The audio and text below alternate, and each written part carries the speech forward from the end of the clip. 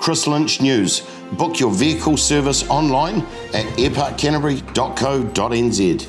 The social media influence world has actually got some concerning elements to it, and I think extreme views, whether that be to the left or to the right, if you like, are sometimes quite problematic. But the more problematic thing is the way that people can go down a little bit of a rabbit hole and not have a balanced view of the world. They don't get a different side of things. They only get more repetition of what they have selected to view. So you end up thinking that you get in this little echo chamber and thinking that everybody thinks the same way as you. And there is a rise of misogynistic views. That's a fact. And we've even seen information about the views of young men and what they think their future wives should be doing in New Zealand, that shows that their opinions about the positions of women in the workplace have changed compared to the baby boomer generation, for example. They're actually expressing more misogynistic views than the baby boomer generation. So that, to me, should concern everyone. It was also female students that were saying that as well, with what could be described as conservative views. I want to point to, though, this teacher said that classrooms aren't ideological battlegrounds, yet this same teacher was wearing activist badges left, right and centre. Well, ideology in itself is not a bad thing. Ideology is just a contest of ideas. I think Vanessa's right, though. It's when it crosses a bit of a threshold. And look, we've become much better over the years of identifying when people are being scammed for their money and educating people. But when it's hearts and minds and thoughts and you know, the core of what makes a person, we haven't kind of got to grips with that bombardment of like Vanessa said, very, very narrow information that can be dangerous to people. And I think we do have to get to better, you know, a better grip on how we protect young people who are incredibly influential and go through stages of trying out all different sorts of thought patterns and all different kind of ideologies to find out where they fit in the world.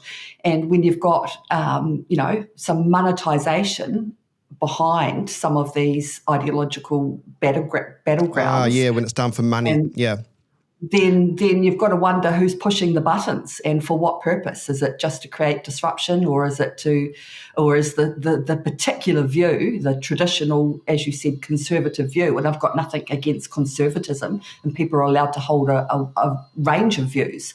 But who's pulling the strings behind the scenes? And I think that's probably what the PPTA are getting at in terms of making sure teachers have better tools and a better position to be able to deal with that.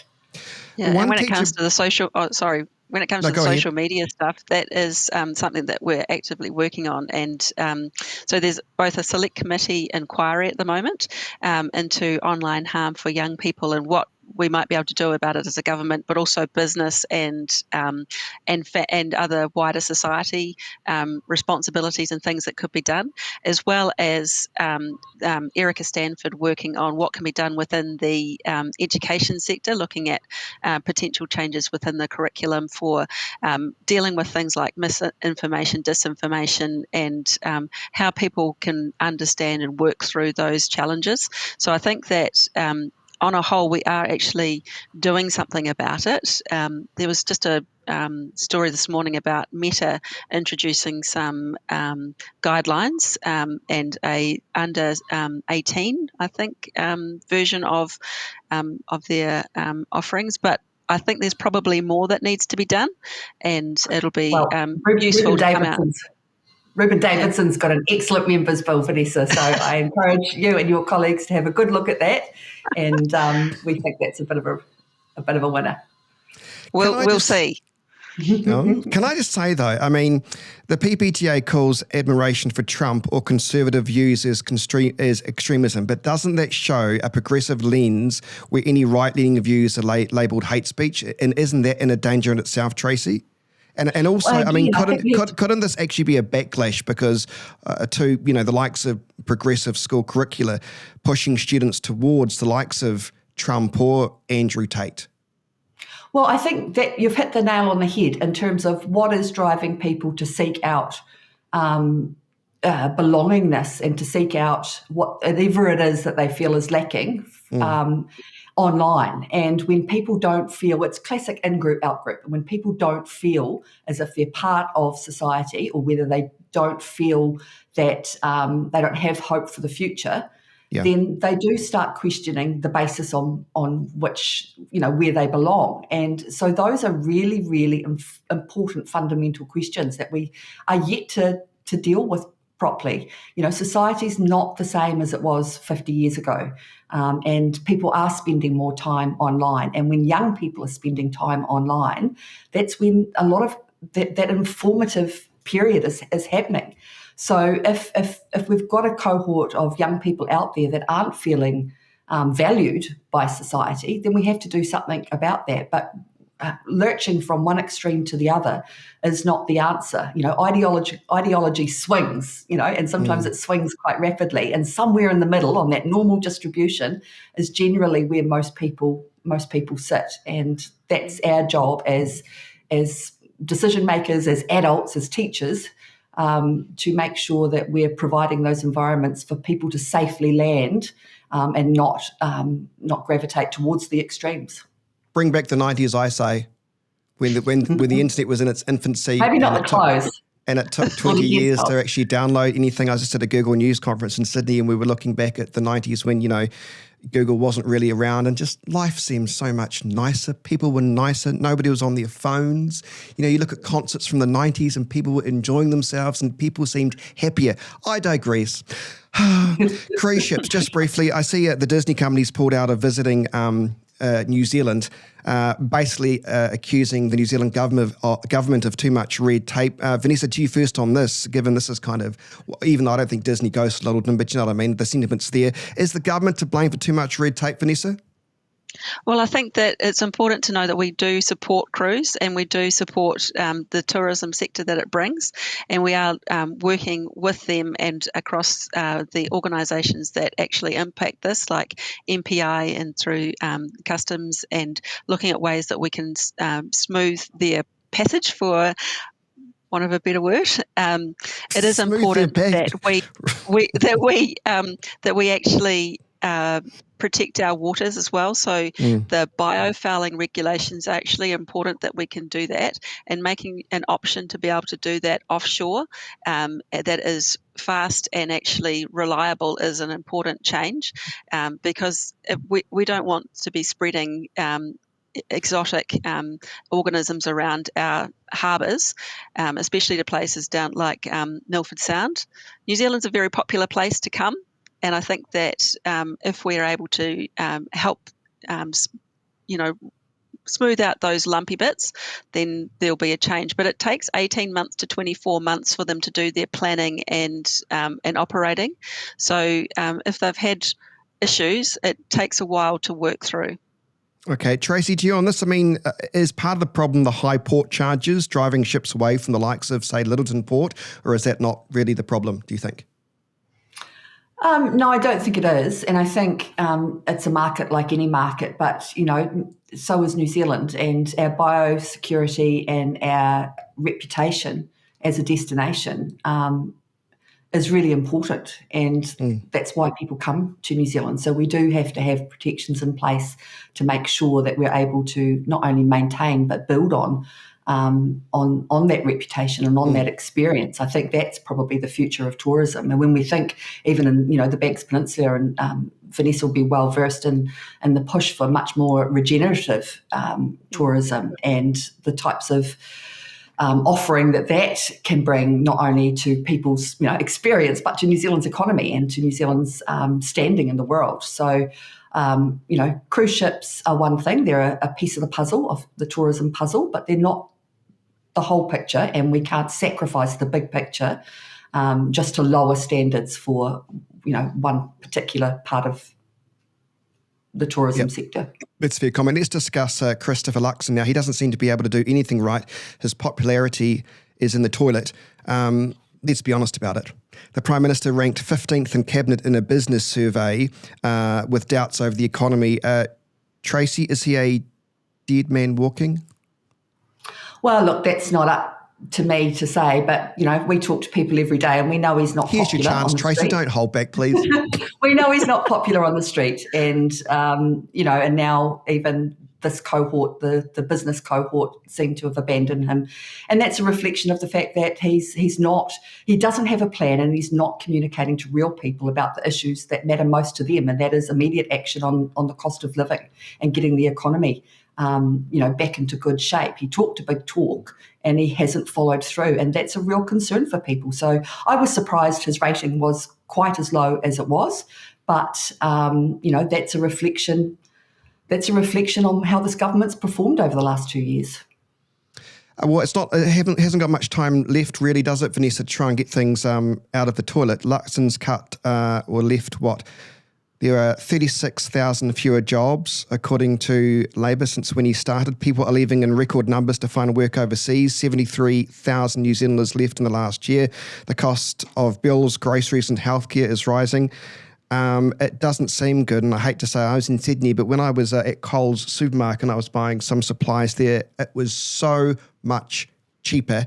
And when I was in Cairns the week before that, I was talking to several people who were working there saying they would never go back to New Zealand because it was far too expensive to live, and one person's making far more money working in the local hotel and as a barista at the airport than he could ever make in New Zealand working on the roads.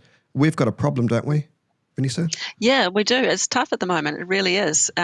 We know that the economy has struggled over the last recent quarter that we look back on, and people are doing it tough, and the cost of living is really biting, and it has been for a long time. So we've really, and I hate to say it, but we did inherit quite a challenge, and coming back from that, there's always a lag effect with especially jobs being the last to sort of recover, and we're seeing the tail end of that now.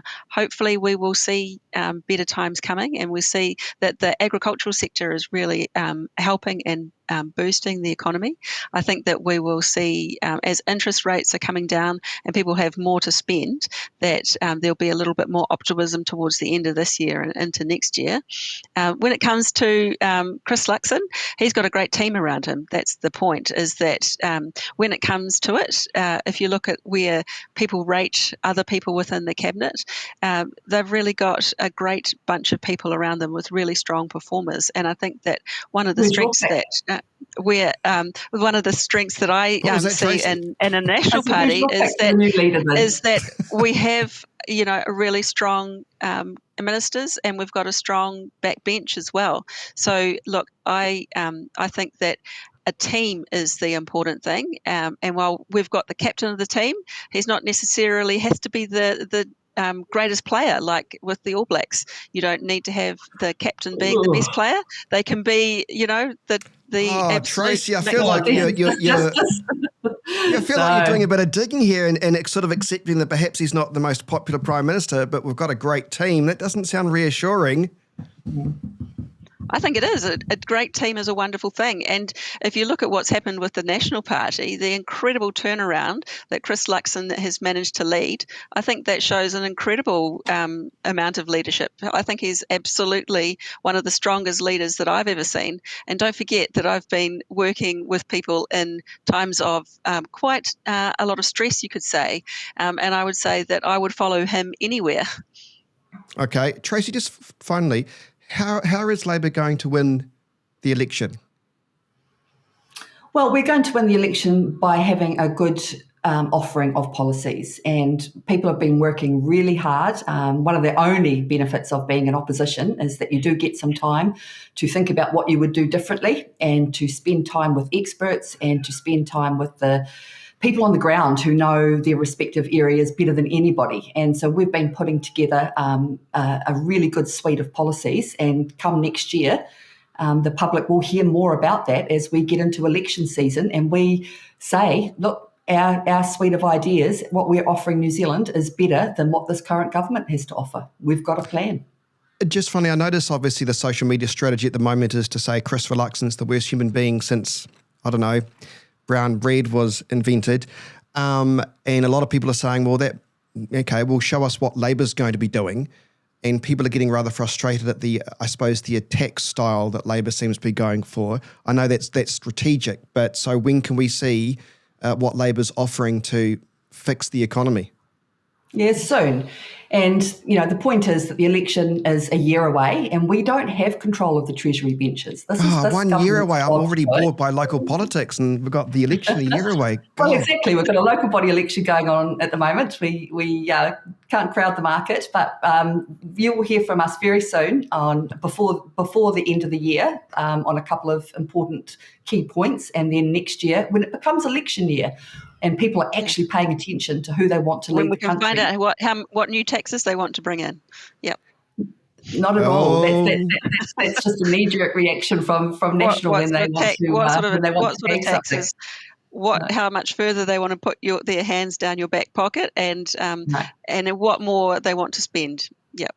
Not at all. It's about growing the economy. And National talked a big talk about growing the economy this year, but they haven't done that. The economy has gone backwards, and we are on the funny old thing. It's a funny old thing, Tracy, because it's businesses and the private sector and everybody else that actually works to grow the economy, not the government. We can set the conditions, and we can make sure that we actually look after our own spending to make sure that supports the monetary policy. But I mean, that's something that Labor's never done very well, and that just ends up stuffing everything up so that everybody else wears the consequences. And meanwhile, Labor thinks that what they do makes a big difference, which is absolute just an excuse. Bullcrap. It's absolutely the way that it works.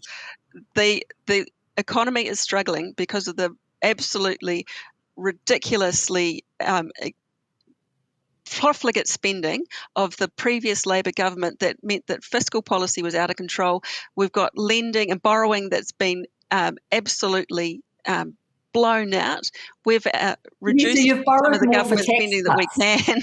And then tax cuts for the first time in 14 years, Middle New Zealand actually had a tax cut so that they were out of the bracket creep that hadn't been dealt with, so that people who were on the minimum wage or did 2 hours over their 40 hours were into a higher tax bracket. That was ridiculous and that wasn't fair. So we dealt with that. Yes, we have. And we haven't been austere. We haven't cut back on anything. Despite the fact that government spending had gone up by over 80% under the last government and our borrowing had absolutely ballooned out, we are gently returning the government to much more reasonable amount of spending and making sure that our priorities are going where they should, into education and healthcare, spending more than anyone has ever on healthcare, but also making sure that we are getting some outcomes for it. Not like Labor. Workforce would agree with you at the moment, just like the mood of the boardroom. Well, the 16,000 extra people who got their surgeries and their procedures dealt with over the last 6 months or so will be, I think, we'll be pretty happy with that through the surgery boost program that was outsourcing elective surgery. And I think that the workforce are very valuable, and we know that, and that's why we're addressing the workforce crisis, which Labor forgot to even acknowledge during their previous term. So I think it's a bit rich for people from Labor to start talking about how much they value the workforce when they wouldn't even acknowledge the workforce crisis, whereas we're dealing with it. No, that's just hollow words, Vanessa, and you know it. And when you talk about a year of growth, and the only policy is the investment booth that delivers 1% increase over 20 years, and the mood of the boardroom, Christopher Luxon's own mates in the business community turn against him, you know you're on the wrong track. And I think it's not the only policy that we have. Investment boost is not the only policy.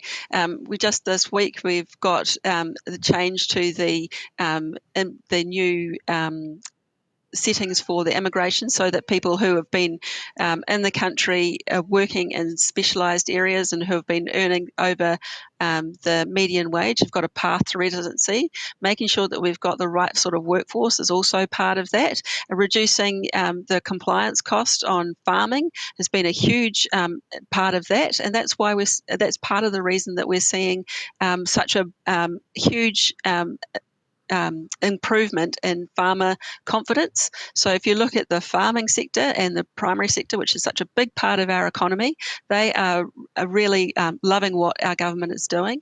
I think 150 people, 150 CEOs is a very small sample size, and there are many other parts of the economy that are doing really well and appreciate what we're doing.